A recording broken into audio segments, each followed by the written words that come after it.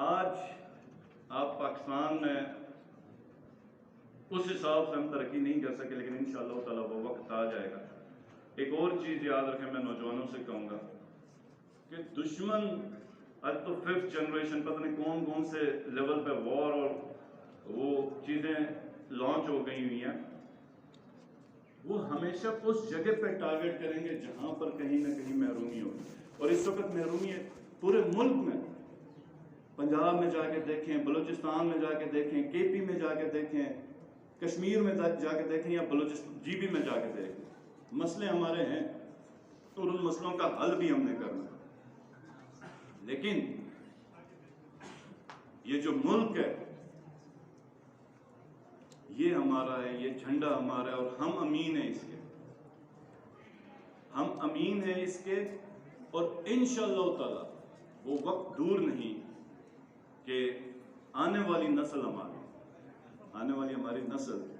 اس ملک کو اس مقام تک پہنچائے گی جس کے لیے ہم لوگوں نے قربانیاں دی ہیں۔ یہاں پہ لیڈرشپ کی بات ہے، علامہ اقبال رحمۃ اللہ علیہ کا ایک شعر ہے، نگاہ بلند سخن دل نواز جاں پرسوز، یہی ہے رخت صبر میر کارواں کے لیے۔ نگاہ بلند آپ کا ویژن نمبر 1 لیڈرشپ کے لیے، جاں پرسوز تو سخن دل نواز اخلاق، جاں پرسوز اپنے لوگوں کا دل میں درد ہو، یہ 3 چیزیں لیڈرشپ، اگر ان تینوں میں اور بہادری کسی میں نہ ہو تو وہ لیڈر نہیں بن سکتا۔ اور ابھی ایک اور جو سوال تھا اس کو میں آنسر کرنا چاہوں گا کہ میں پینل سے سن رہا تھا خودی اور بے خودی کے اوپر، فلسفہ خودی کے اوپر، اور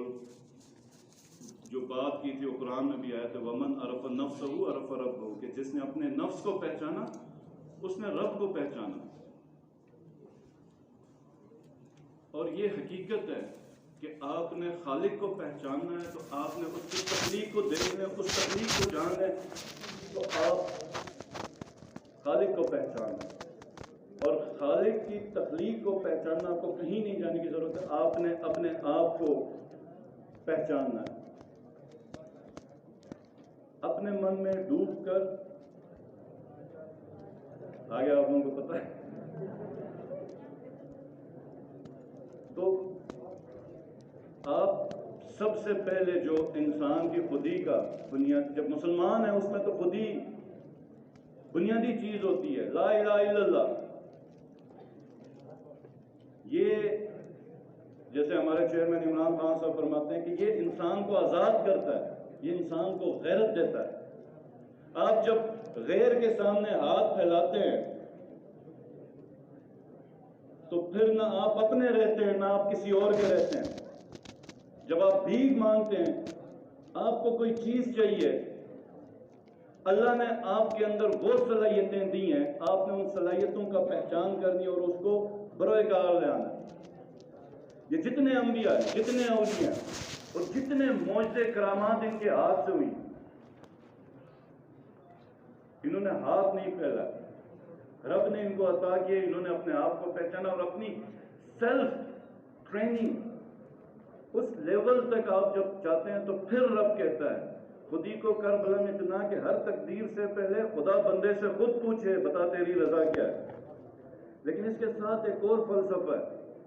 وہ ہے فلسفہ بے خودی، اور یہ بھی علامہ اقبال رحمۃ اللہ علیہ کے فلسفے میں ہی ہے کہ یہ جو فلسفہ خودی ہے یہ تو ہم جب انڈیویجول ہیں ہماری بات، لیکن جب ہم کسی آرگنائزیشن کا پارٹ ہوتے ہیں تو پھر فلسفہ بے خودی ہے، مٹا دے اپنی ہستی کو اگر تو مرتبہ چاہے کہ دانا خاک میں مل کے گلے گلزار بنتا ہے، پھر آپ کی ہستی نہیں رہتی۔ آپ اگر پاکستان میں، اگر آپ کراکرم یونیورسٹی میں شامل ہیں، آپ کسی آرگنائزیشن میں، چاہے آپ کسی پولیٹیکل پارٹی میں، تو پھر آپ ختم ہیں، آپ مٹی ہیں، آپ کی پوری انرجی اس آرگنائزیشن کو لفٹ کرنے میں ہوگی۔ یہ لیڈرشپ کی بنیادی کوالٹیز ہیں کہ جب آپ اس فلسفے کو اپنے پہ لے کے تو پھر اللہ آپ سے وہ کام لے گا جس کے لیے اللہ نے آپ کو تخلیق کیا ہو۔ تو یہ یاد رکھیں کہ پاکستان جو ہے ہم نے بڑی قربانیوں سے حاصل کی، اور ہم کسی صورت کسی کو آ کے اس کو ناکام کرنے کی تو دور کی بات ہے، ہم خود سستی نہیں کر سکتے کہ اس کو اس مقام سے دور رکھیں جس مقام کے لیے ملک بنا ہے۔ یہ مدینہ منورہ کے بعد پہلا، میں پورے نقشے میں پہلا ملک ہے